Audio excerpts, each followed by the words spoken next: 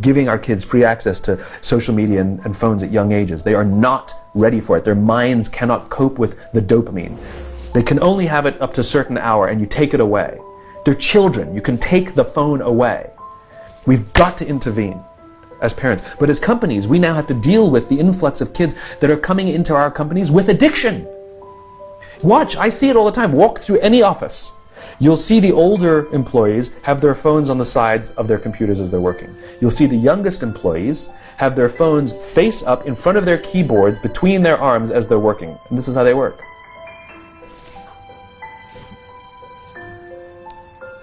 And the science is alarming. They did experiments on mice where they did the multitasking. They put flashing lights to mimic going from the computer to the cell phone, the computer to the cell phone to the TV. The mice that were exposed to the changing lights, it took them 3 times longer to solve a maze than the mice that weren't, and the damage was permanent. There is a subconscious reaction to these devices when we use them, okay?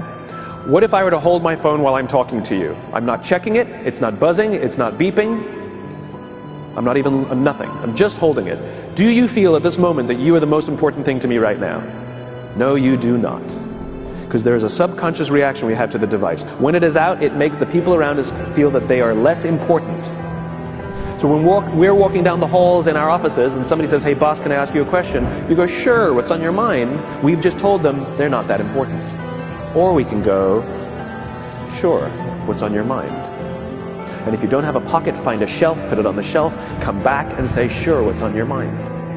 When we show up to a meeting, or a lunch, or a dinner, with our colleagues, our clients, or our friends, or our families, and we put the phone on the table, we have announced to everyone in the room that they are not that important to us.